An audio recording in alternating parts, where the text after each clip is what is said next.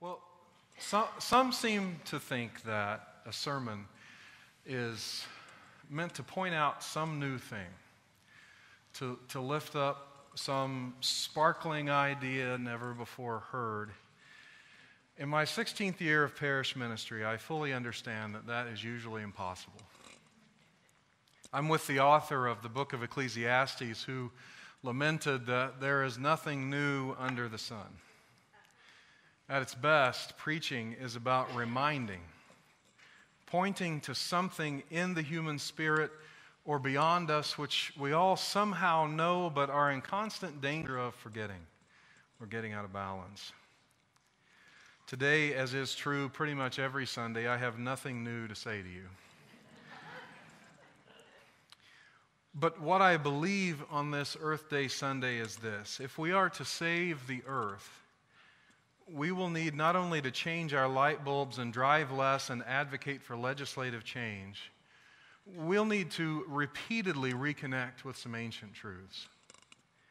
Truths which have the power to overcome our voracious appetite for consumption. We will need to depart from bulleted lists and prepackaged preservation programs and remember who we are. This is the hardest work because who we are has never been really clear. We Americans are deeply affected by the creation accounts in Genesis, in which the Creator God looks down from on high, not at nothing, but at a swirling, chaotic mess of darkness and begins to sort things out, creating light and dark, separating the waters from the dry land, which was already there, creating the animals and the plants, and then people. In the first of two Genesis creation stories, God gives the plants and animals over to the humans to use for food. God, or which seems just as likely in the Hebrew, the gods, say, "Let us make man in our image, after our likeness, and let them have dominion over the fish of the sea. Let them have dominion over the fowl of the air, and over the cattle, and over all the earth, and over every creeping thing that creeps on the earth." Here, humanity is separate from the earth and everything on it, a higher order somehow than the plants and animals. Everything around us made for us. As Sarah Vowell notes in her book Unfamiliar Fishes, in Genesis 1, humans are not caretakers, they're overseers, dominators of their dominion. This conceit comes with some pretty obvious ecological consequences. And this is part of you and me. We want to make the earth bend to our desires. It's easy to condemn the story as being out there, away from us, having little to do with current day Unitarian Universalism. But it's not just the oil companies, and it's not just the bought and paid for legislators. We all want to bend the earth to our desires. This is nothing new. We've been farming for a very long time, and I'm not hearing anyone calling for a return to hunter-gatherer days. Only if we can bring our Netflix. This old story is part of us. But when we allow this part of who we are to run out of control, we get what's going on down the road in Oak Flat. There's a stretch of land just east of the border of an Apache reservation called by the Apache Chichil-Bidogatil, I'm sure I butchered that, meaning red medicine place, named Oak Flat by English speakers. These 2,400 acres are a holy site to some Apache where young women are ceremonially welcomed to womanhood and sunrise ceremonies, still today, where medicine plants are gathered. Originally, it was part of reservation land, though later it was reclaimed by the U.S. government. It's still a part of Arizona's Tonto National Forest and has been protected from mining interests since the Eisenhower administration. The American government has no interest in what is on the surface of this sacred piece of earth. What is below it is another story. there is deep below the Oak Flat surface a rich deposit of copper ore. For years, lawmakers have been finagling, trying to swap less valuable land to U.S. financial interests for this copper-rich land and then sell that land to the mining companies. Until recently, those efforts hadn't been successful. But last year, as you may know, our senators were working late to pass a federal defense spending bill. Always a time to be alert when they're working late. At the last minute, just before the spending bill passed, Senator John McCain, with the help of Flake, attached a rider that transferred the Oak Flat campground from the U.S. Forest Service to Resolution Copper Mining Company for other land. The company plans to open a $61.4 billion mining operation by mid-2020. The work will make much of Oak Flat a crater, though McCain consoled concerned Apache people recently by noting that they would be able to access Oak Flat for a few more years until the company needed to mine underneath it. So what's the problem? Last year, a Tucson Sentinel article reported Arizona Senator John McCain touted the legislation to Cronkite News, saying Arizona is the largest copper-producing state in the nation, which is why support for this legislation remains strong in my home state. But tribal members said the government never consulted the tribe. A group of Apache activists has now been occupying the land for a year. They remind us of the dangers and misuse of resources this mine poses. Arizona has had more than 17 years of drought. The Resolution copper mine is reported to plan to use well over 5 billion gallons of water every year that is in production. That mine water, even after going through the company's filtration system, will still have to be blended with water from the Central Arizona Project in a ratio of 10 parts of cap water to 1 part of mine water. It is a great shame in the history of our nation that the story of dominion and greed has come to hold such power. You can get involved in the Oak Flat story, by the way. There's some information in the back of the sanctuary this morning.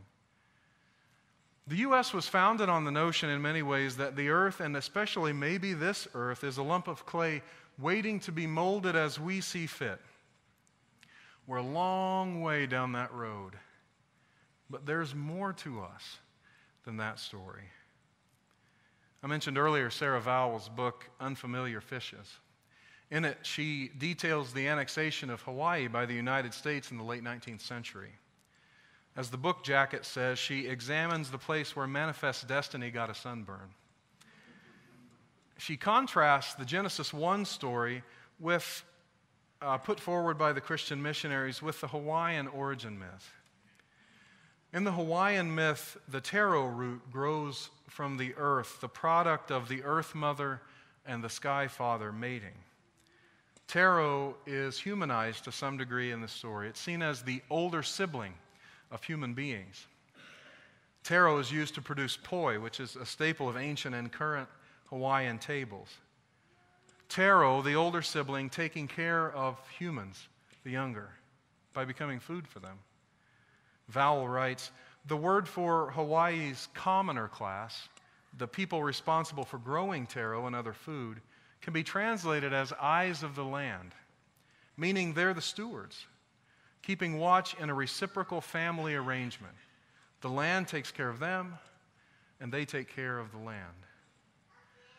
Vowell interviewed Hawaiian independence activist Kukuni Blaisdell for her book. She writes at one point, when Blaisdell was telling me how the Hawaiian people are so rooted in their homeland that they love a root vegetable as a brother, I remembered the little green leather-bound New Testament I was given as a little girl after I learned how to read it.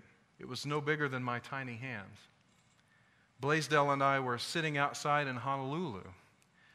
I pointed at the cliffs in the distance, supposing that for his people's culture to exist, it requires an entire archipelago of mountains and valleys, beaches and farms, whereas the missionaries' entire world was so portable it would fit in a child's pocket. You have to admit, I told him, missionary culture travels light. Too light. This Hawaiian origin story points to a truth that is as much a part of us as our desire to have dominion. We know it deep down. The earth is our mother, and all that live on it are our siblings. The earth takes care of us, and we must take care of it. As the seventh Unitarian Universalist principle puts it, we are part of the interdependent web of existence. How do we nurture that relationship? Well, I find all my relationships work better if I communicate with the other. To have a mother-sibling relationship with the earth and its life, it sounds so simple, but it's easy to forget. We need to spend time with the earth. Not just talking about it or advocating for it, but actually spending time to get to know its wonders. I've never heard it said better than an author that Dan introduced to me this week, Edward Abbey, who was speaking to all of us, but especially to those who are working hard to save the planet, when he wrote this: "Do not burn yourselves out. Be as I am, a reluctant enthusiast, a part-time crusader, a half-hearted fanatic. Save the other half of yourselves and your lives for pleasure and adventure. It's not enough to fight for the land. It is even more important to enjoy it while you can. So get out there and hunt and fish and mess around with your friends. Ramble out yonder and explore the forests. Climb the mountains, bag the peaks, run the rivers. Breathe deep of that yet sweet and lucid air. Sit quietly for a while and contemplate the precious stillness, the lovely, mysterious, and awesome space. Enjoy yourselves. Keep your brain in your head, and your head firmly attached to your body. The body active and alive, and I promise you this much. I promise you this one sweet victory over our enemies, over those desk-bound men and women with their hearts in a safe deposit box and their eyes hypnotized by desk calculators. I promise you this: you will outlive the bastards.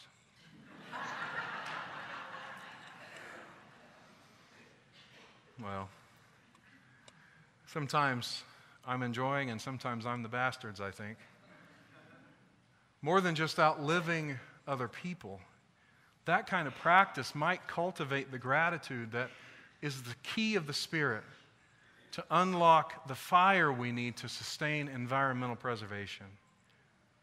There is good news in this area, as in the case of the monarch butterfly. Maybe you've heard it was endangered. It still is. The population was in dramatic decline. Some thought it would soon become extinct. But now the monarch butterfly is making a tremendous comeback. The reasons are complicated. A good winter led to more fruitful reproduction. There's no denying that. But the governments of Canada, the U.S., and Mexico helped. $3 million was spent on monarch conservation here. People planted and replanted milkweed, which helps shelter and feed the butterflies and gives them a safe place to reproduce. More than 250,000 acres of it in the U.S. alone. This year, 3.5 times more butterflies made the 3,400-mile migration to Canada, from Canada to Mexico than last year. 3.5 more times more in 1 year. There's work to do.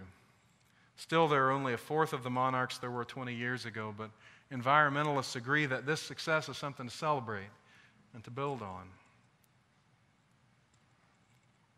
Truly, I have nothing new to say to you.